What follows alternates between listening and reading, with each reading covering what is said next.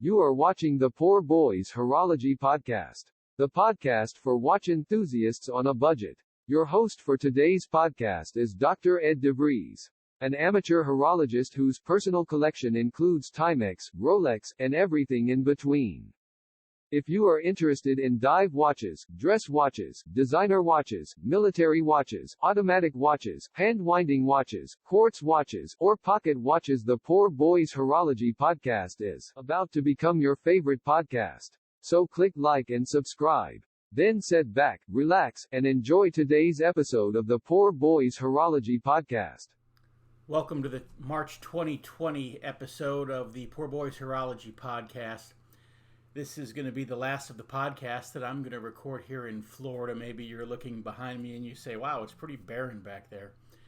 And that's because we're in the process of packing everything up from this office and moving it. And so this will be probably the last podcast that we record here. In fact, I almost waited and put it off, but I thought, once I get up to Maryland, I may not have time to do the March podcast. I may just have so many other things going on that I may just not get to it. So we're recording it here in Florida, and the subject, as we had mentioned in our last podcast, our subject for this month's podcast is Rolex alternatives. Let me do a quick wristwatch check here. And I'm wearing a Ticino Sea Viper 2. See if I can get that where you can see that on the screen there. A little bit of glare there trying to keep you from getting that, but this is a beautiful watch. It is a 40 millimeter Submariner homage. It has a ceramic bezel. I've been wearing it since Valentine's Day. My wife gave it to me on Valentine's Day. Of course, I knew I was going to be getting it. I had kind of picked it out. I told her that's what I wanted, and so that's what she got me. Basically, I was looking for a beater watch that had a subby look, and I didn't want to spend a lot of money on it. And this was the watch that I thought would probably be a good one. And so she went ahead and got that for me, and I've been wearing it since Valentine's Day. Let's see what is today now. Today is the 26th of February. And so I've been wearing it now for, 1, 2, 3, 4, 5, 6, 7, 8, 9, 10, 11, 12, 13 days now. So almost 2 weeks. And it's picked up a little less than 2 minutes in 2 weeks. So it is running just a touch fast. It has a Miyota movement in it. So it has a Japanese-made good quality movement in it. But I believe the watch itself is made in China. It has a Oyster It has an Oyster stainless steel bracelet with a nice clasp there. And you can kind of see the clasp there. And it also has a ceramic bezel, which was one of the selling points to this watch. Another one was its 200 meter water resistance, and so it is a very functional dive watch. And while I have not tested that 200 meter water resistance, I can say that I have showered in it and I've bathed in it, and it's held up just fine, no leaks. So I'm going to guess that its waterproofness is what it reports to be. You get online, you look up Ticino Sea Viper 2, and you'll find several other people who have reviewed these watches who have said that their watches have been water resistant, waterproof, that they've not had any problems with leakage or seepage. And so I'm going to guess that this watch is what it claims to be. And so overall, I'm very happy with the purchase. I'm very glad to be wearing it.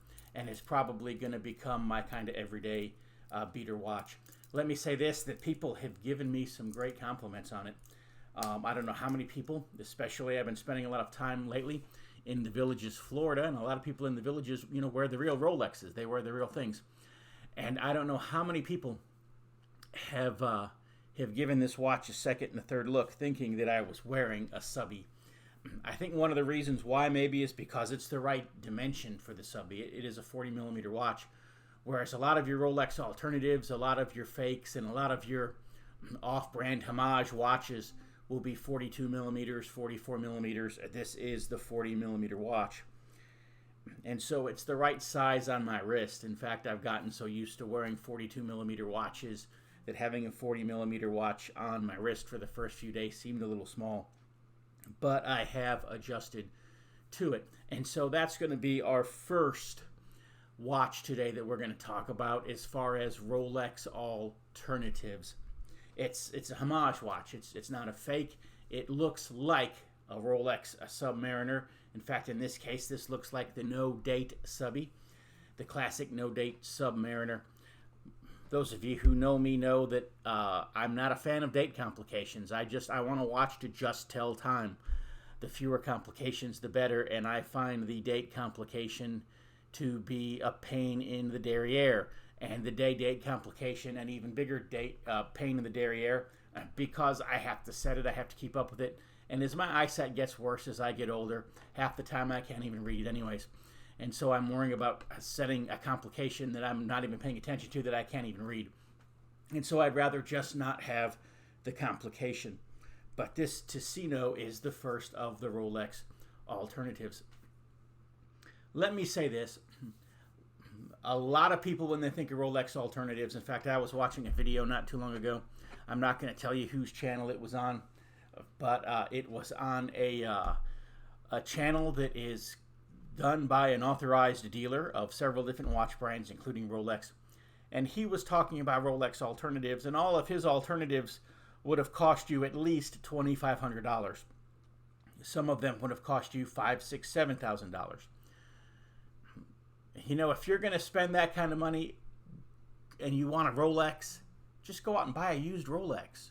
Or in some cases, you could buy a new Rolex.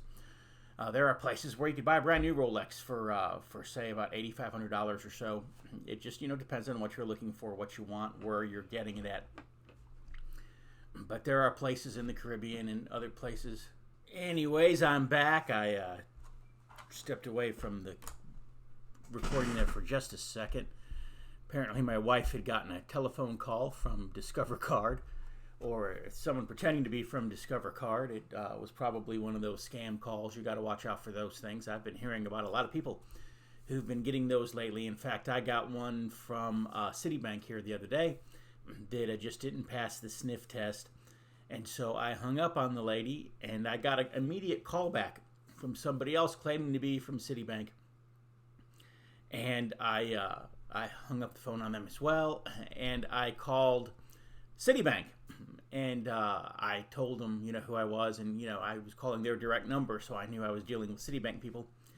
And they told me, they looked in the file there, they said, oh, yes, they said both of those calls were from us.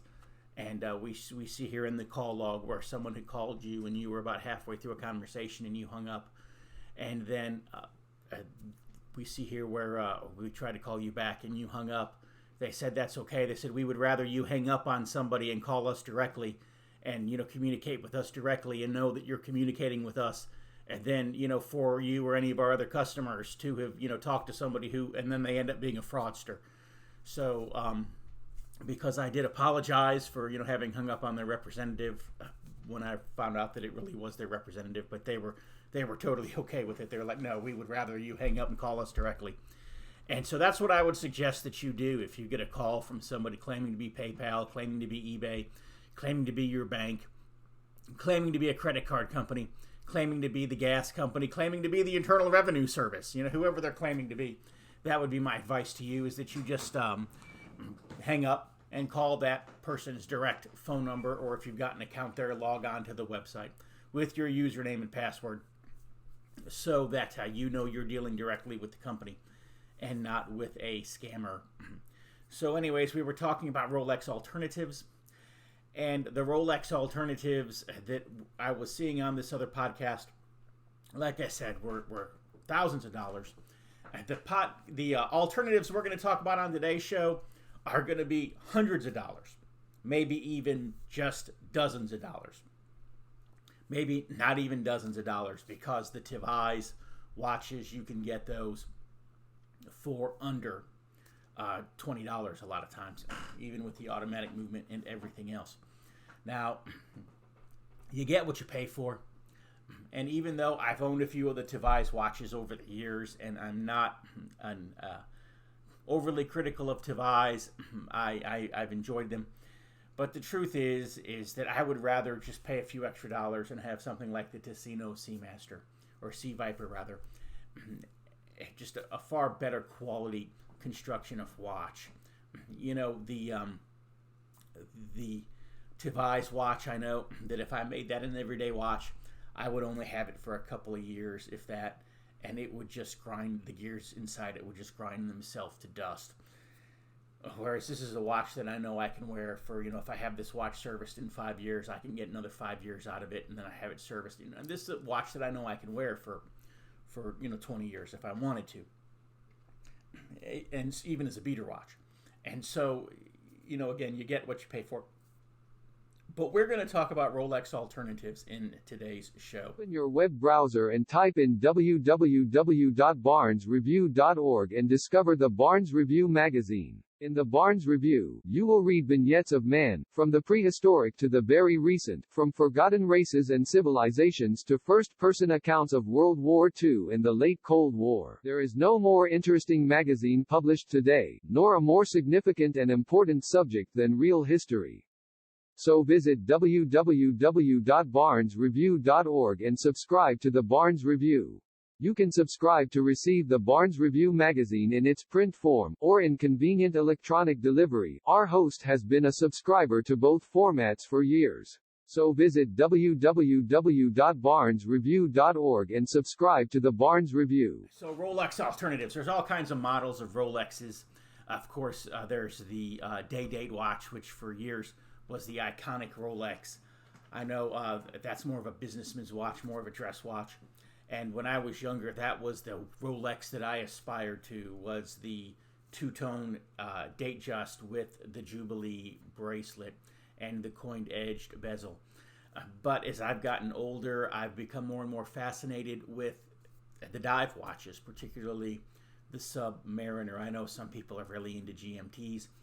Some people are really into Explorers, but the sports watches are where the action is with Rolex now, especially the dive watches and especially the Submariner. I don't know, maybe there's just something about those old Sean Connery, James Bond movies that has us excited about the Submariner. And so most of the fake Rolexes that are out there, most of the homage watches that are out there, they are Submariner homages, and so we're going to be looking a lot at that today. But we'll also look at some watches that are nice homages of the date just as well. What I do want to say is that I'm not advocating the purchase of fake watches. So when you're looking at a Rolex alternative, I'm not saying, hey, go and buy a fake Rolex. That's the last thing that I'm telling you to do. Let me say this, okay? The quality of fakes is getting better and better and better. It's getting to the point now where it's really hard to tell the fakes from the real ones if you're buying a high-quality replica. But you can't fool yourself. You know, you can fool your friends, you can fool your coworkers, you can fool your neighbors, you can fool the people that you go to school with, you can fool a lot of people, but you can't fool yourself. If you're wearing a fake, you know it. And it's just that simple. And so, and you know, if you are going to try to wear a fake, you know, don't try to pass it off as the real thing. You know, just don't do that. But we're not even advocating purchasing fakes at all. I will say this, when I was in Turkey, everywhere I went, I saw genuine fake Rolex. In fact, I was in one bazaar, and the guy had a big sign. I wish I had taken a picture of it. It said, authorized dealer of genuine fake Rolex watches. So, hey, at least the dealers in the bazaar there in Turkey are honest about it. But let me say that they had some really good-looking replicas. Now, they had some really cheap-looking just crap in there, too.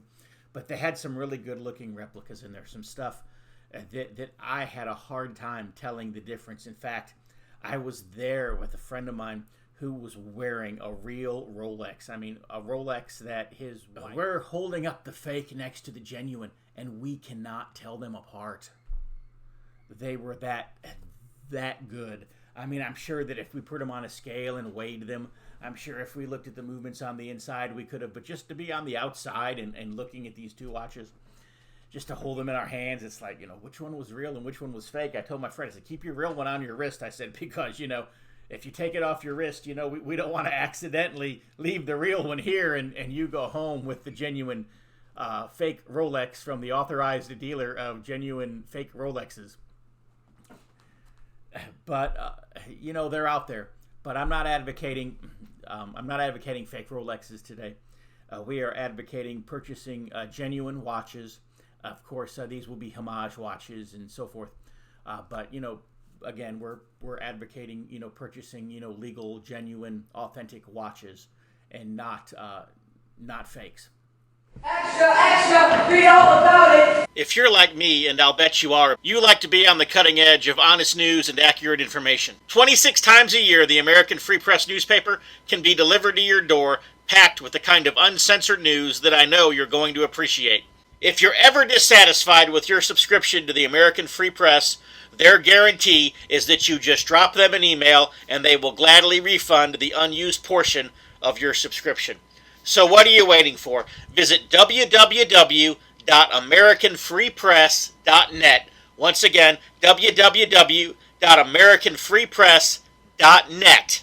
And find out about the American Free Press. Do it today. Extra, extra, read all about it. That video that I told you about here a few minutes ago, that the authorized dealer, his Rolex alternatives, his number one Rolex alternative was an Aqua Racer, the Tag Heuer Aqua Racer.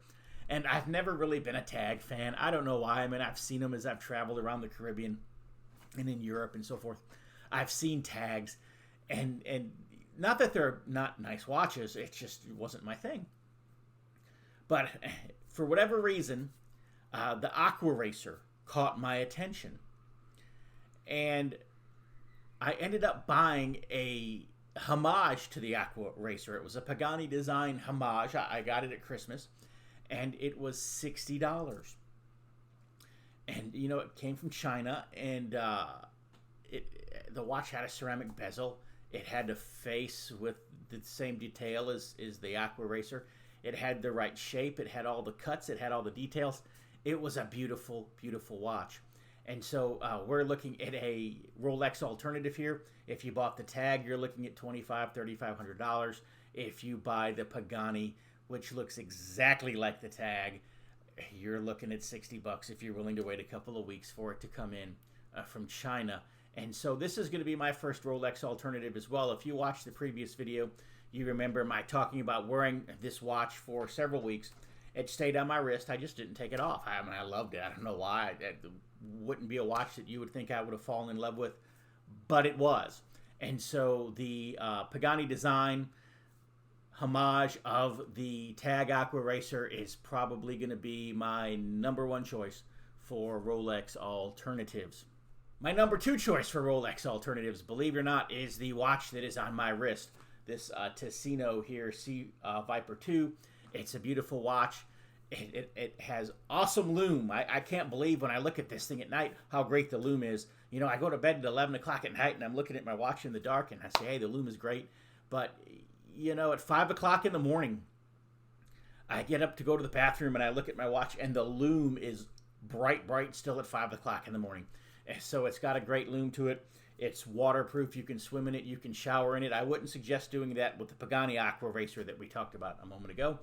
And with the Tivizes that we're going to talk about here in a minute, I wouldn't I'd take those things off to brush my teeth. I wouldn't get them things anywhere near water. But this Ticino, I would wear in water. I'd swim in it. I'd dive in it. I'd do anything. Plus, the bezel on this thing is super tight. Let me see if I can get this by the microphone here so that you can hear the clicks. But this bezel is hard to move. It is tight.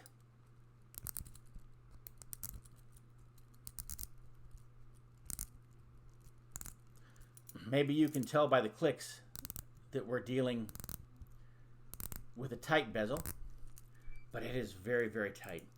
Let me say this. I am anal about wanting my my little dot there to be right at the 12 o'clock position. So I am going to get that there. But you see I'm struggling with this. Ticino, you go to their website and they advertise that they have a tight bezel. They are not lying, folks. This bezel is tight. It is hard to move. And so this bezel is not going to move on you. It's not going to slip. You don't have to worry about it if you're diving or if you're timing your lunch in the microwave. It is going to, or how long your macaroni noodles boil or whatever. It's not sliding on you.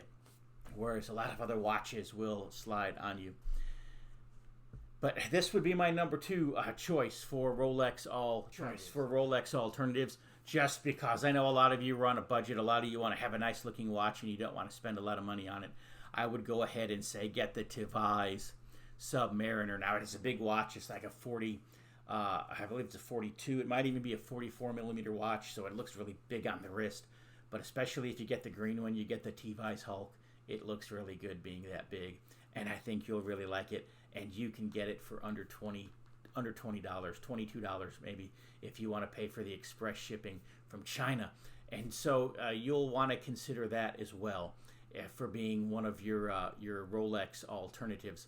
Another Rolex alternative that we want to talk about is the Tivais Datejust, and it doesn't quite look as nice on the wrist as the Rolex does, but it is a nice looking watch on the wrist, and I think that you will be very happy. You can pick this up in an automatic movement for as little as $8 for no more than $16, and I think for that price you'll be very happy. My next choice for Rolex alternatives would be the Hayakuchi 101. I call it the Japanese Rolex. If a watchmaker in Switzerland takes a week to meticulously piece together, piece by piece by piece, thousands of little itty-bitty pieces to make a watch, it costs thousands of dollars. If a watchmaker in Japan does the same thing, it costs $300. The one that you see on the screen I got on Amazon.com for $138. Now, I would not... Now, hey, look on Amazon. Maybe you'll get lucky and find one. I tried to get another one at that price in a different color, and the seller refunded my money. He did not honor the sale, and he changed his listing. I think he realized what was going on. I shouldn't have probably even got the first one at that price, but you can find them all day long, about $300. It has a ceramic bezel. It's waterproof. It keeps near perfect time, like chronometer, standard time. It's just a beautiful piece of jewelry. I think it looks every bit as nice as a Rolex. The Hayakuchi 101 symbol on the signed crown and on the dial even has that, it's a crown shape. It's not like the Rolex crown, but it's still a crown. And so I think you'll like this Hayakuchi 101, and I think you'll find it to be one of our best Rolex alternatives. Another Rolex alternative, believe it or not, is the Swatch System 51. It is a Swiss-made Rolex alternative. The Swatch 51 is called the Swatch 51 because it's composed of exactly 51 parts. And it's made entirely by robots. Human hands never touch this watch until you take it out of its box. And the one that I'm going to put up on the screen here is my personal System 51, and it is a two-tone Datejust. It's a model. It's a beautiful, beautiful watch. It doesn't quite look like a Rolex, but it gives you a Swiss-made Datejust watch for an affordable price. You can get these for under $100 on eBay. Get them for about $150 from an authorized dealer. And so I'm going to go ahead and put this in the list of Rolex alternatives as well. The watch that I've got beside myself on the screen right now is an Invicta 8209 that I bought used on eBay for just a few dollars. And then what I did was I bought a dial, and I bought some hands, and I bought just a generic bracelet, one that did not have the Invicta logo on it. And what I did is ground down the side of the watch. I don't have my my Batman here with me, but that's what I call it. I call it my homemade Batman. But here on the side, you would notice in an Invicta, it would say Invicta. Of course, Invictas are overbranded. I'm a fan of Invicta in a lot of ways, and I own some. But I do think in some cases they're overbranded. And so I ground that down there, and then I polished it back out so that you no longer read the Invicta engraving on the side. And then I changed the dial, changed the hands. Actually, I went to the flea market, and there's a guy down there who is a jeweler, some kind of a Middle Eastern guy. I'm not exactly for sure. I don't want to ascribe a nationality to him and be inaccurate, but he's a really great guy, and sometimes I go down to the flea market and have him, do some watch work for me, clean things or service things for me. And I paid him $30, and he put the hands and the face on it. And even paying him to do that, I think the total cost of this watch was about $147, I believe, if my memory serves.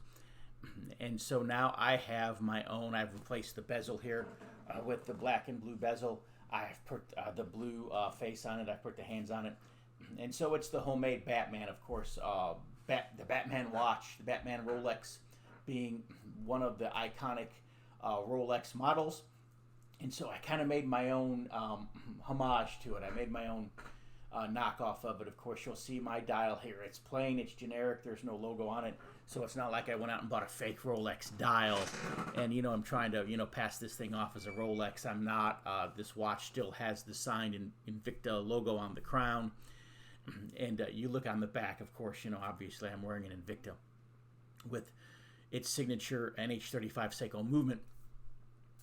But, if you're a little adventurous, if you want to kind of do it yourself, this might be a great Rolex alternative. Speaking of Invicta has a lot of Submariner type homage models. They come in a lot of different designs, colors, different dials, different configurations. I'm sure you can find one that you would like. And I'd probably be remiss if I did not bring up the Mako, the Orient Mako watch. Again, another great Rolex alternative, especially if the dive watches are your thing. Doesn't exactly look like a Submariner, but it is a high quality watch at a very affordable price. And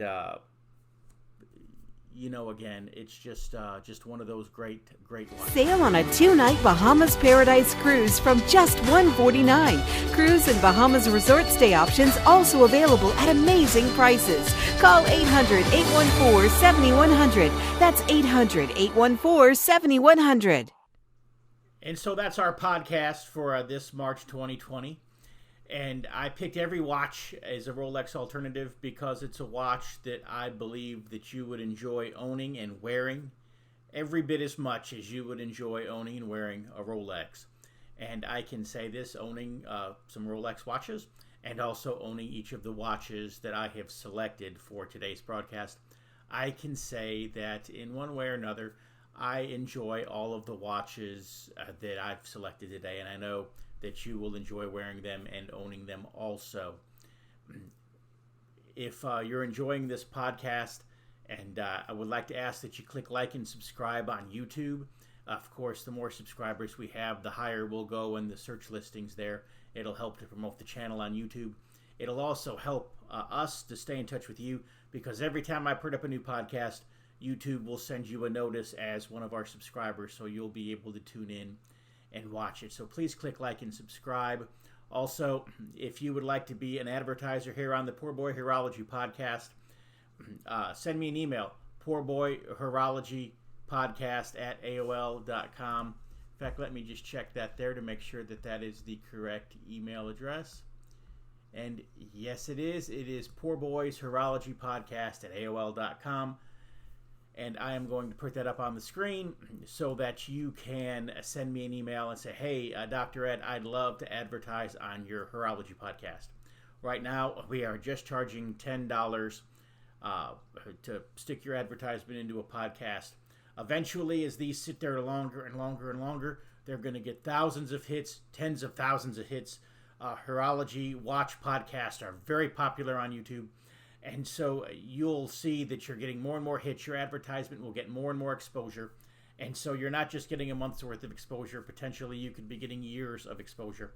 And more people will get exposed to this as time goes on. And so letting you get in for $10 to do an advertisement, it's a steal. So take advantage of that.